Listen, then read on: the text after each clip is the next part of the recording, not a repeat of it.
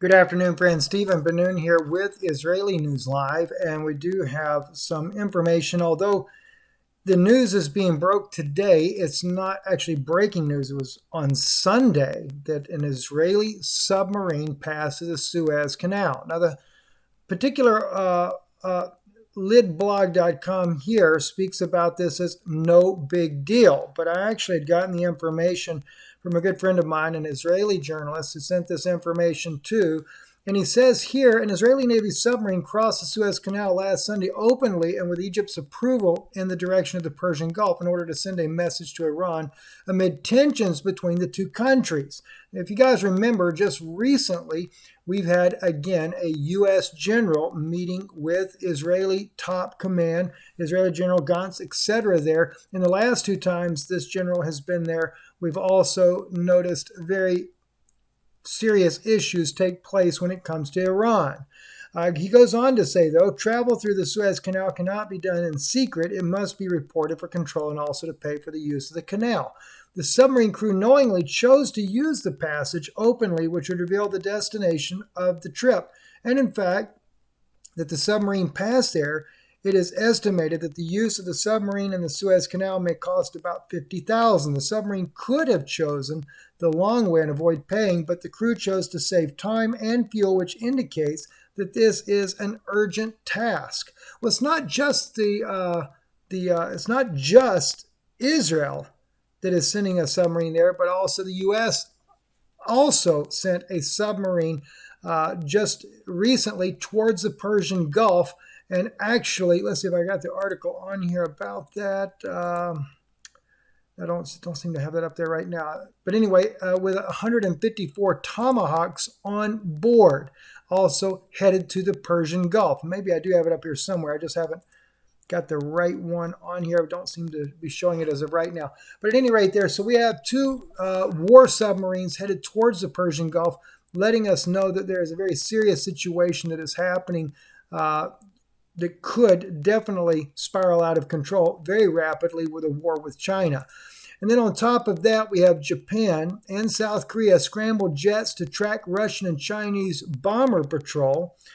This comes here as the tensions with Iran, the U.S., and Israel are building. It says Japan and South Korea have scrambled fighter jets to track Russian-Chinese bombers, which flew in a joint patrol mission over the Western Pacific in a show of increasingly close military ties between Moscow and Beijing. But if you remember, though, just recently we reported, and it is true, that there was a skirmish that happened between Russia and that of China, again, over a disputed territory on their borders there. But undoubtedly, Putin has kind of resolved that issue because this is not the first time that the two countries have had skirmishes over the years there, and not the first time that Putin doesn't come and put the flames of that fire out, seeing that he's been isolated more and more by the U.S. Russia has had not much choice but to turn to China as their new partner, regardless of what tensions may come out of it.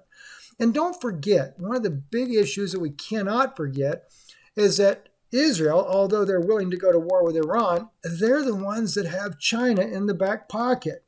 Take the article here from the National Interest right here. Says Israel and China connection. And the article does go into the connections that Israel and China do have. So no doubt the coronavirus pandemic has deepened the schisms in the U.S.-China relations, which has been slipping down the path of a new Cold War, believing that China's global soft power expansion by investing in infrastructure and companies abroad presents a serious and national security threat. The Trump administration has pressured its allies and partners to censor or regulate Chinese investment in their countries. Unless steeped in comprehensive understanding of China's aspirational global role and systematic actions coupled with an alternative strategy to Chinese investment. The Trump administration's policy is all sticks and no carrots, guaranteeing at best mixed results. If you guys remember, one of the things that we had gotten from part of the Israeli intelligence before, back over the building of the Haifa port, and then, of course, that went totally unchallenged with no one else bidding on it. And then, of course, we had the big issue of China dictating to the United States how they would enter the port once it was finished with construction, only to find out later China has also given another contract to build the port in Ashkelon. There is a very deep connection between China and Israel. And so don't forget that. That's something that's very important to understand. And I'll come back to the Serbian guy here in just a moment.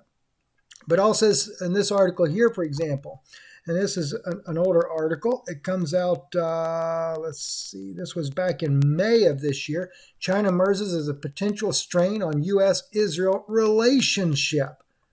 Well, that's been kind of obvious even with the election here, with all the fraud going on. As we had reported to you already, there was a major strain between Netanyahu's relationship with that of President Trump, finding out that he'd been lying to the president all along.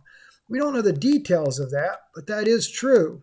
And as we can see, though, China and Israel continue to have a strong relationship. It says increasingly close ties between China and Israel risk straining the special relationship Israel has with the U.S., especially as Washington ramps up the feud with Beijing over the spread of the novel coronavirus. But as I was told by one Israeli intelligence individual, quit speaking evil of China. They are going to be the next world's superpower. And of course, we already know what Joe Biden has in plan if he gets in power. In fact, I'll share with you some information that was shared with me directly regarding that, people right out of the Pentagon. Steve, I believe you are already aware and know many of the details regarding what I'm about to say. But due to the importance of the matter, I would like to reiterate China's operatives from the north via Canada, China's operatives from the south via Mexico. There is no coincidence that Biden wants to open the borders.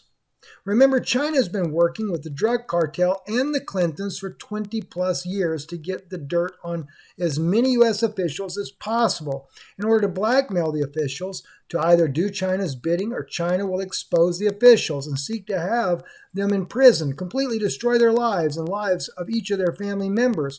Opening the borders will be the last move before checkmate. Well, if that wasn't enough, followed up with this as well. This is actually a quote that was being sent to me by an Israeli journalist. In the late 2019, Canada and China signed an agreement in which the Canadians would allow the deployment of Chinese army troops on Canadian territory. The agreement allows Chinese troops to be stationed on Canadian soil to protect vital Chinese investments without the need for updating or approval by local authorities. That was sent to me, the alliance between China and Canada, after I'd requested from a good friend of mine, an Israeli journalist there in Israel, to know a little bit more about those connections between the two. Well, then this was followed up because we both shared on the same email there. Since the early 80s, the plan to disclose to me was Trump for 2 terms. Wait a minute, is this? Yeah, this, okay. And then a woman president. Biden coming into the picture is 4 years too early, and he is not a woman. Additionally, there are certain key events that have not occurred yet, and honestly, China is not ready positioned itself to take on the U.S. at the moment. So based on what I know, I am in the belief that something will happen and Trump will continue for the second term. China may even do something that may appear as if they are helping Trump to stay in, but in reality, it would only be to buy themselves the time that they had originally planned on. If Biden actually gets in, I'm afraid it may be a Sodom and Gomorrah type scenario where God uses nature to inflict judgment. In the end, I'm not sure what is worse, judgment coming sooner or later in 5 years. So you see, there's a lot of strange things going on in this world right now. So it doesn't mean that Biden may not get in, but remember, Biden is definitely working with China. And of course, he was the vice president of the Clintons in the first place. So who do you think they have dirt on besides that of the Clintons? They've got it on Biden as well. And I have a feeling that would be the help that they would actually get, or Trump would get, in order to give them more time to put their assets in place. And I was told mainly on the southern border would be where those assets are at. But don't forget, Israel is the major ally of China as well as with Russia. Putin, the Chabad organization is in every nation practically on the planet. So the strings are tightly controlled. And if that doesn't beat it all, and we also had this article that just came out today from Xinhua Net Chinese foreign minister stresses the importance of a stable China-Russia ties in a turbulent world. Don't forget the One Belt, One Road initiative completely isolated the United States. We don't see the U.S. in that One Belt, One Road initiative, but we do see Europe, we do see Russia, we do see Africa. No coincidence whatsoever. And of course, Israel, definitely a major player, as China has been a major player in building the ports of Israel there and running the Silk Road right through Iran, Syria, and even that of Israel. This is another reason why we see that Iran was one of those, 7 nations that were to be taken down, according to General Wesley Clark, in 5 years, because Iran sits there at the crux or the axis of where the Silk Road was to run.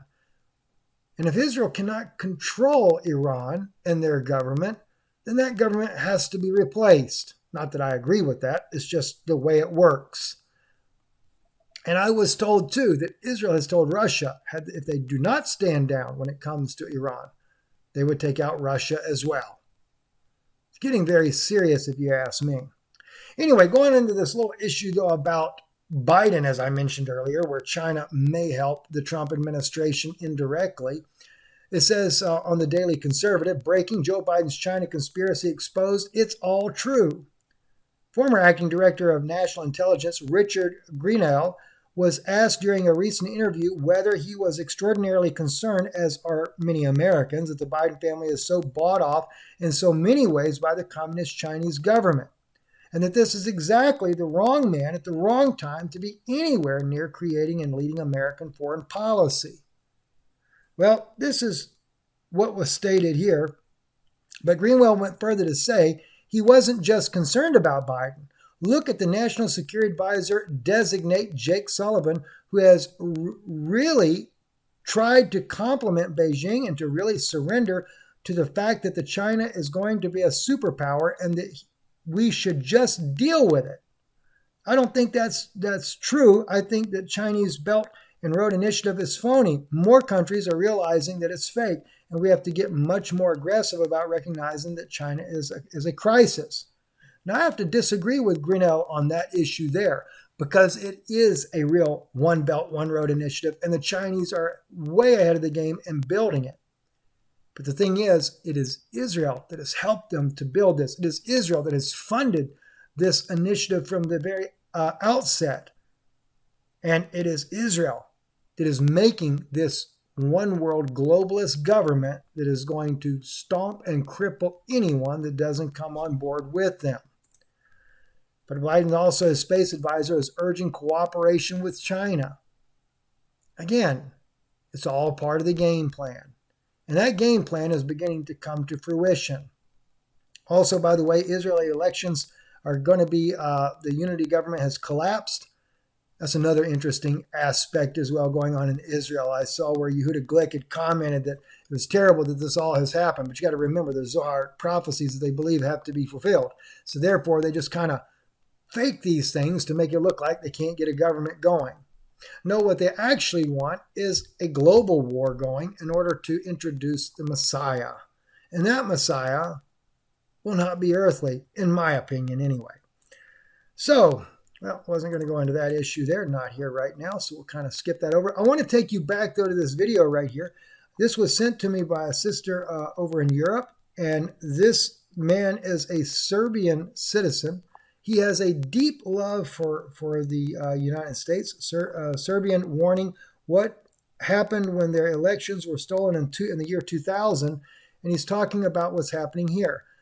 The only thing that I would ask is you listen to a couple of minutes of this clip right here, and you may not agree with everything the man says. I understand. I don't necessarily say that I agree with everything he says either, but his passion for America and what he sees happening to this nation about to be plunged into communism cannot be overlooked nor understated.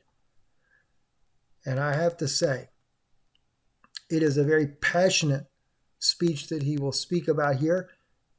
And not only is he speaking about the fraudulent election, in my opinion, if he would take that a step further, if he would make people to wake up when it comes to this alleged pandemic that they have going on across the world, and apply the same principles to that as to this fraudulent election, then maybe we would get somewhere. Listen to this for just a moment, please. I guess that you have forgot something. And maybe a Serbian guy should tell you what to do. Strange, huh? I never put my foot on American soil. I never touched America, but somehow I love America. I love your values. I love what you represent. I love freedom. And now I see something that I had seen 20 years ago when I was a high school kid. It was October of 2000 and my country was in its most important day in recent history. Our dictator Milosevic stole the elections. He used all the tactics that you see now. Everything that you have seen in Project Veritas was modus operandi of him. Everything. They knew what happened. You knew. You know what happened. Now it's the question, what are you going to do? In October of 2000, my country done something extraordinary. After being obedient for 10 years, after sitting in tanks to pointlessly die, after many treasons and hopeless future, we somehow decided that it was time to do something, to fight for freedom. Milosevic stole the elections, and people took the streets. It started with strikes, civil disobedience, and then all the Serbia came to Belgrade. More than 1 million people. In a country that total population was maybe 8 million. So basically everyone who could walk went to Belgrade to protest. Milosevic had very serious people on his side, at least on paper. Those were warriors for 10 years. That's what they were doing.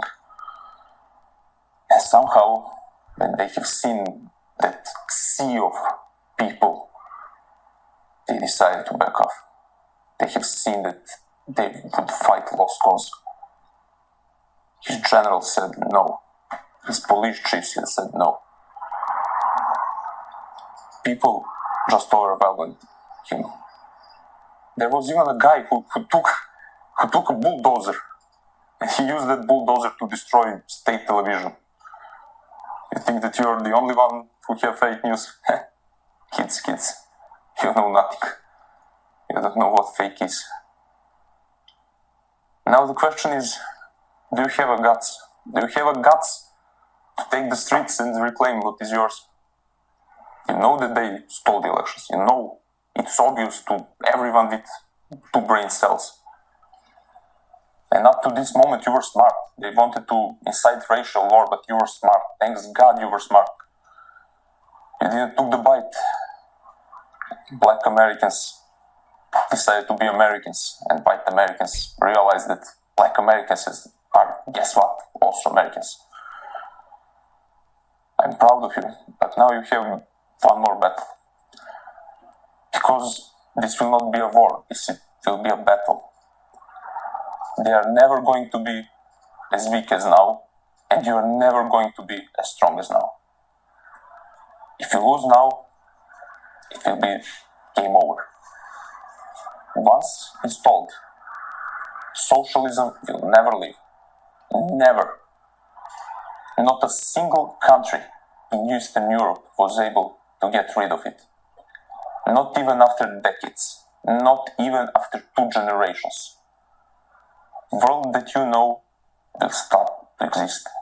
You will never going to reclaim it again. Never.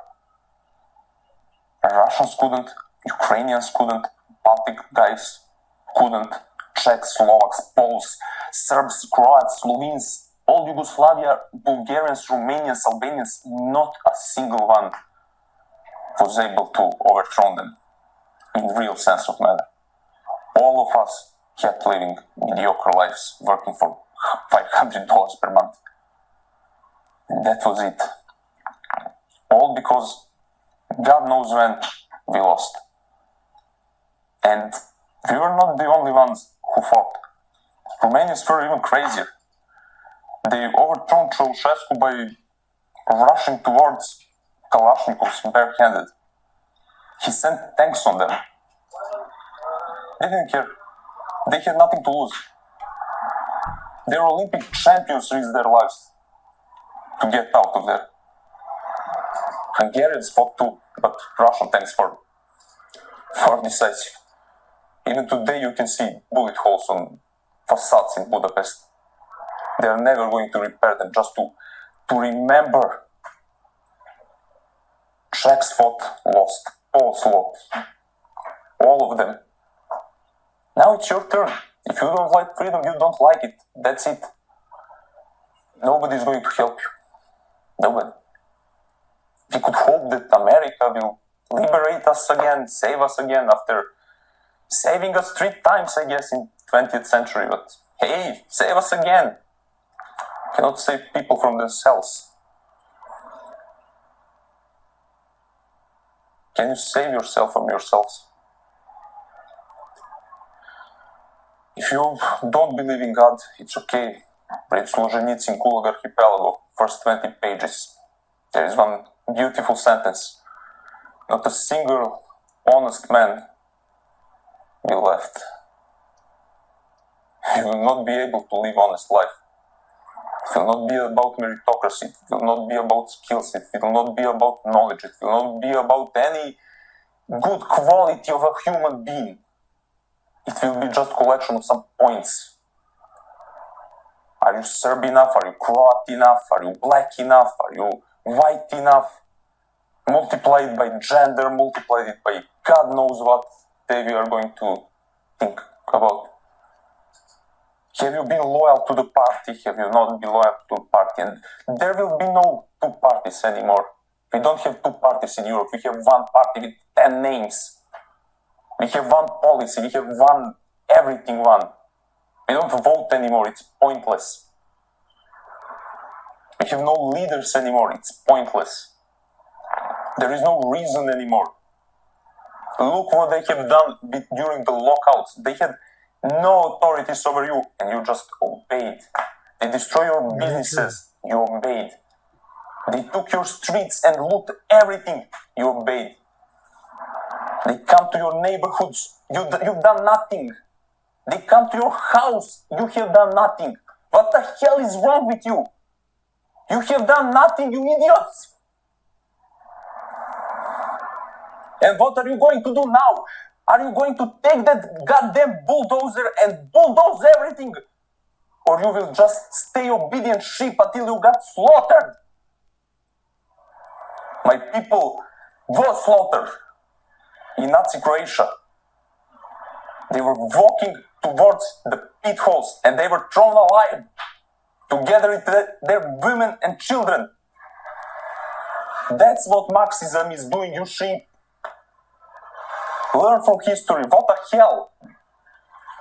You have 3 or 4 more days to decide your life, you idiots. After that, it will game over. Join the police. Join the party. Do this now. Go, join them. Spit on your flag. Spit on everything. Spit on cross. Spit on everything that was your value. And join the enemy. Go ahead. And let me clarify one thing that you may not understand when he's talking about spitting on these things, because it would seem very much almost sacrilegious to say spit on the cross, which I would agree. But what he's trying to get you to understand is it's like saying kissing it goodbye, because everything you hold dear will be gone. And this is exactly where we are headed. As I have said to you guys many times, they are bringing us to a communist society. Socialist, communist. That's why he speaks about Marxism. All you have to do is know who controlled this, who caused Russia and everything to become communistic, destroyed Christianity, the Bolshevik Revolution, the elite Rothschild, Rockefeller type families that brought about this communism. This is why Israel is working with communist China to bring this nation down. This is why Netanyahu was so quick to congratulate Joe Biden on his victory. And if Trump gets back in, it's not going to really change much in the first place, other than, as I read to you the letter a moment ago, it'll put the judgment of these things about 5 years down the road. Let's listen to a few more minutes, and then we'll conclude. And survive like a maggot.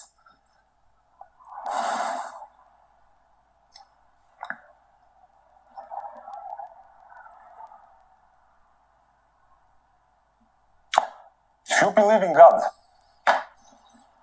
well, read 3 passages. It's not a lot.